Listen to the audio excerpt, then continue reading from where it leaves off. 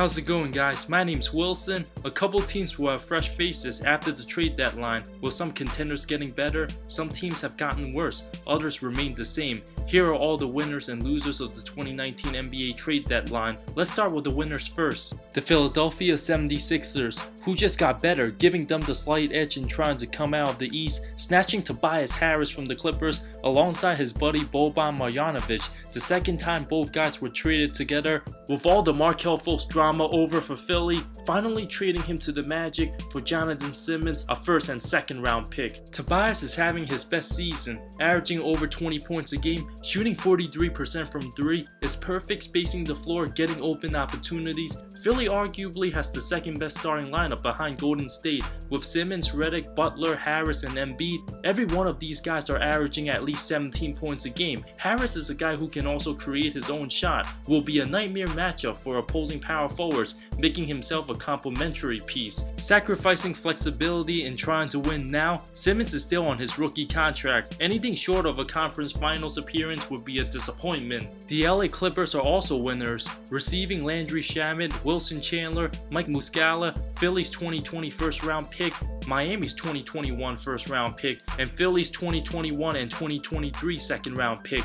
The team would have been contending for the playoffs if they wouldn't have traded for Harris, but what's the point of that if they're going to be the 8th seed only to get destroyed by Golden State? The team also owed Boston a first round pick, being lottery protected. Missing the postseason would mean they would have their own pick. Jerry West's game plan is focused on landing the best free agents, where guys like Kawhi Leonard and Kevin Durant can join. Those draft picks will also give them leverage in trading for Anthony Davis, setting the franchise for future success with great flexibility.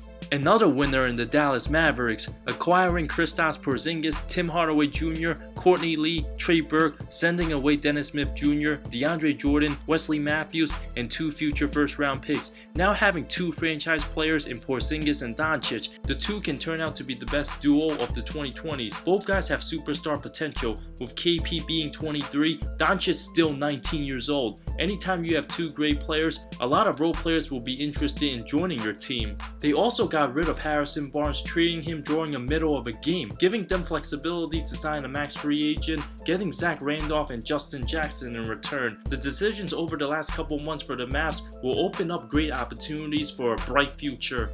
Another winner, the Sacramento Kings. With less than 30 games left in the regular season, the young Kings are in serious contention and trying to make the playoffs. Justin Jackson wasn't playing much, and Zach Randolph's at the tail end of his career, didn't even play yet this season. While Harrison Barnes is a solid 3-and-D guy, will only help improve the Kings roster and playoff chances. Giving away Iman Shumpert for Alex Burks should also help a little bit. The franchise also don't own their first round pick this season, so they have no incentive to miss the playoffs. Good days are ahead for Sacramento. Another winner, the Houston Rockets. The players they signed before the season were completely useless. Signing Kenneth Faried and Austin Rivers were also smart decisions, making them better than they were in November. A huge winner, the Toronto Raptors. Getting Marc Gasol for Jonas Valanciunas, DeLon Wright, CJ Miles, and a 2024 second round pick, an excellent center who plays both ends of the floor, making the Raptors an even better team. A huge steal for Toronto. The Cleveland Cavaliers. This season has been a disaster for the team, but they're slowly getting rid of their old players, rebuilding, flipping Stauskas and Baldwin for another first round pick from the Rockets. The Chicago Bulls. It's about time they finally got rid of Jabari Parker. In a bizarre, ugly season filled with many injuries, at least Otto Porter's versatility on the wing is a way smoother fit. Adding another solid young player in their lineup, with the team unlikely to find another great player in free agency. I just can't imagine the team being worse than they were. Another winner, surprisingly, the Washington Wizards. With John Wall's devastating Achilles injury and his ridiculous contract, now they can avoid the luxury tax for getting rid of Porter's contract, and now sending Markieff Morris,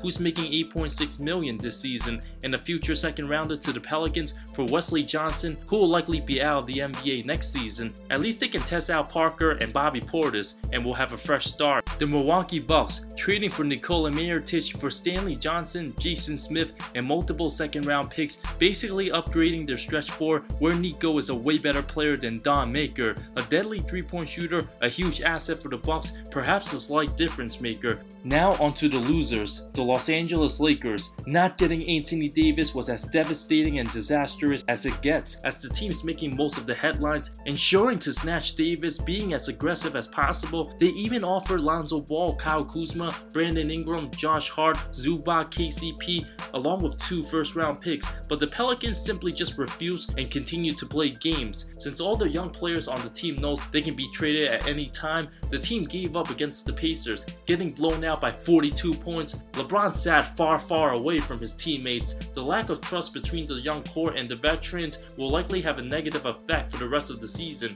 If the guys refuse to play hard, the Lakers are in serious danger of missing the playoffs. Dell Demps and the Pelicans are laughing in their faces right now. Boston Celtics, by sending Tobias Harris to Philly, the Clippers are costing Boston a draft pick, doing the team a disservice in trying to pursue Anthony Davis, who doesn't have Boston in mind for his preference. And if the C's loses to Philly in the playoffs because of Harris's impact, Kyrie Irving might head towards the exit come free agency. Mike Conley, who will be stuck with the Grizzlies, playing great basketball at 31 years old. He's only got a great few years left, where the point guard will have no chance in winning this season. The Detroit Pistons, with Blake Griffin playing his best basketball, they traded Stanley Johnson for Don Maker, another bust that hasn't done much for Milwaukee. The team didn't get rid of Reggie Jackson and missed out an opportunity in trying to pursue Mike Conley. Currently out of the playoff picture, the team doesn't seem to have a sense of urgency. It's either they rebuild or try to get pieces to contend. Otherwise, the team will continue to be stuck in no man's land. The Pelicans and Hornets are also losers. AD's eventually gonna leave. The team got worse without Mirotic. While Charlotte didn't get anyone to help Kemba,